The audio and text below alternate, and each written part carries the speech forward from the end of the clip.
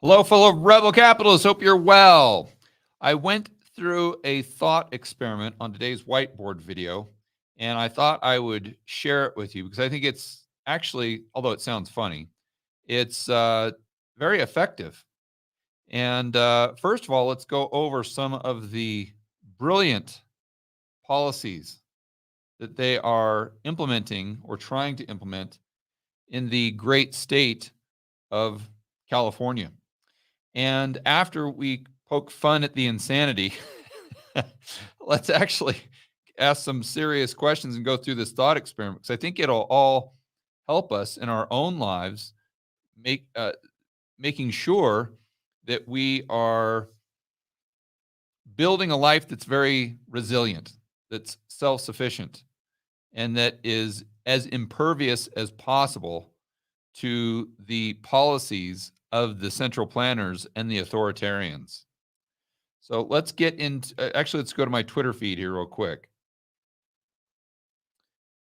And we'll start off with, we'll start with this one. So just today in the mainstream media, we see California hopes to avoid blackouts. So again, I'm not talking about Venezuela. I'm not talking about some third world country in Africa. I'm not talking about Nicaragua. I'm talking about California in the United States.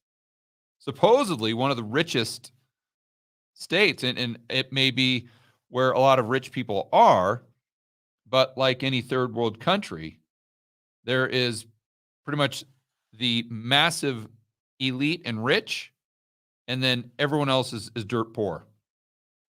And the middle class pretty much gets hollowed out or is non-existent. Exactly what we're seeing happen in California. And I'd ask those rich people, how's it going to work out for you with these blackouts? And most likely they're going to have to do exactly what the people in Puerto Rico do, like my good buddy Peter Schiff, is they've got to buy an electric generator. So everywhere you go in Puerto Rico, if you live in a decent place, has its own electric generator. And it's because the electricity goes out so often. And this is exactly what we're going to see in California. And people that live there may say, oh, well, that's no big deal. Okay, well, yeah, just keep in mind that electricity is also going to stop, or the internet provider is also going to experience that electrical blackout. So just because your lights are on, that's great, but remember, you can't use the internet. Or there may be some other things that apply there. So bottom line here is this is exactly what you see in a third world country. And so let's think this through. While California is trying to beg people, quite literally, to use less electricity, they are simultaneously forcing everyone to buy an electric-powered vehicle before 2035. I'm sure you guys have heard this in the news. If you haven't, they've put into law that pretty much they want to ban all ICE cars, internal combustion engine cars, by 2035. So the only thing you'll be able to buy, at least the only thing you'll be able to buy brand new, is an electric car. So they're forcing more and more people by decree, the authoritarians, the central planners, to buy electric-powered cars. And last time I checked, and Josh, help me out on this one, electric-powered cars are powered by electricity, right? I believe so.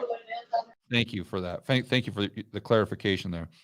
So since Josh confirmed that electric-powered vehicles are actually powered by electricity, and California is experiencing a shortage of electricity to the point where they're begging their residents to use less of it to avoid these blackouts that, let's face it, are inevitable. This is an example of the types of policies that California is employing, and the exact same policies that they have pursued in Western Europe, and the exact same policies that have been pushed by none other than our good buddies at the World Economic Forum and pretty much the global elite, the UN types. But it doesn't stop there. Oh, no, no, no, no, no. Let's go back to another tweet I had that illustrates the pure madness. And again, I want to give a shout out to my good buddy Peter Schiff, because I originally heard this story on his podcast. So LA is trying to force every hotel to give 100% of their vacant rooms to homeless people. You heard right. And if you don't believe me, Google it. Here's an article from Forbes.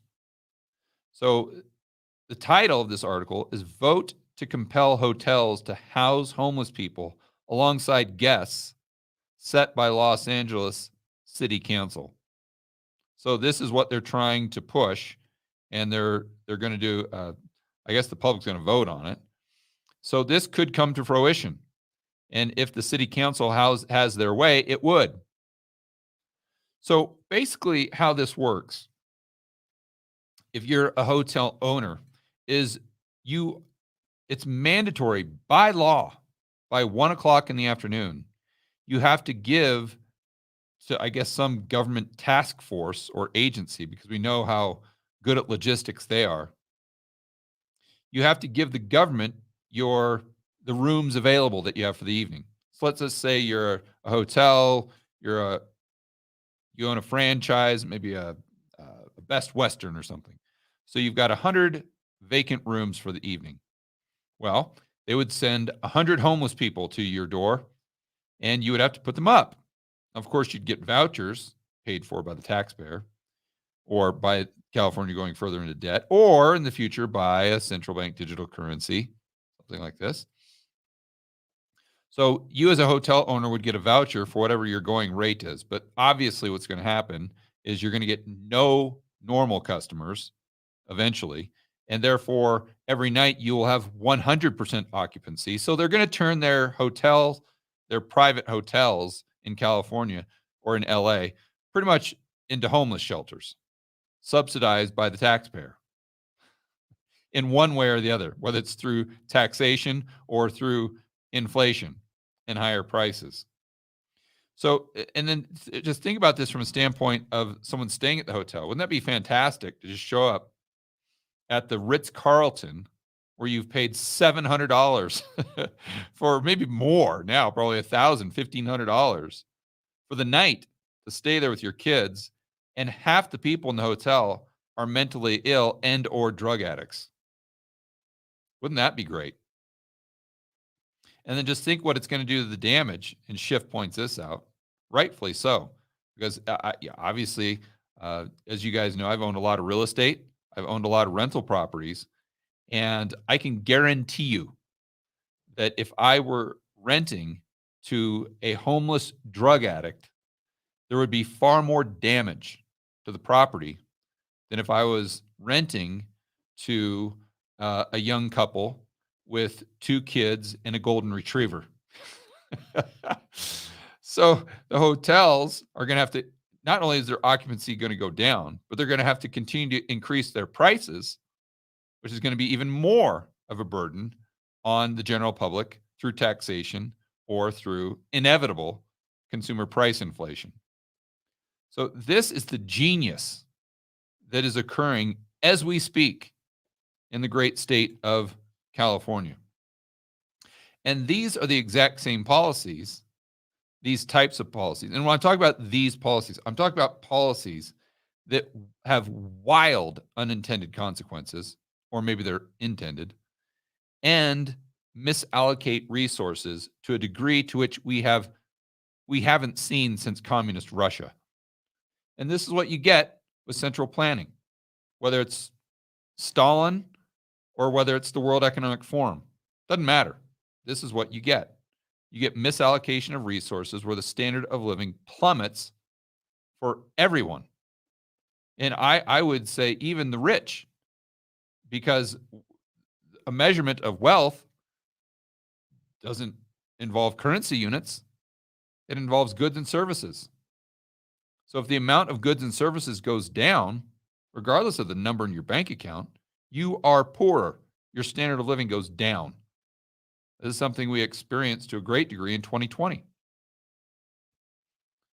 And so look at California now and what you think California will be in 10 years. And that is what the world would look like, especially the West, if the global elite were in charge. So what do you do about it? And this is something that I went into in the whiteboard video today, is this simple thought experiment. Is just ask yourself what you would do right now if you were forced to move to California. And I know what I would do. I would become as self-sufficient as possible. I would say, okay, well, I actually want electricity to work, so I guess I'm going to have to provide my own electricity. How do I do that? Well, I don't want to pay $450 for an egg. So how do I go about getting eggs for less than $450? And I mean, I won't go into the central bank digital currency. That's what I talk about on the whiteboard. But I think you got to have purchasing power outside the system, which is basically being more self-sufficient. Now, if you can't do these things, well, I get it, but you have to take any steps that you can to do whatever it is that is within your ability. But the concepts remain the same. That if you were moving to California today, if you had no choice, what would you do?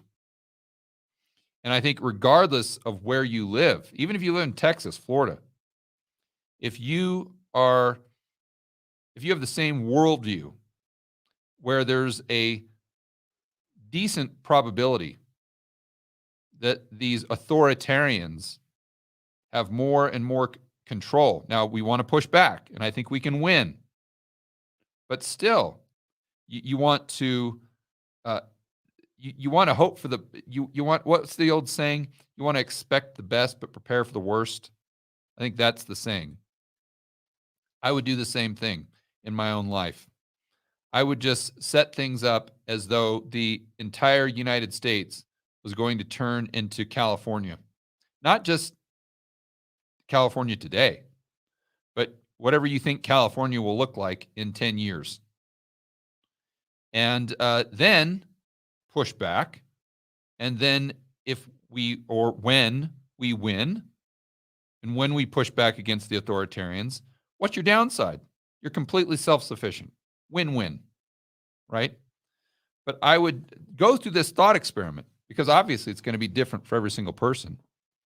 And again, although it may sound funny, just go through those steps and think about what you would do.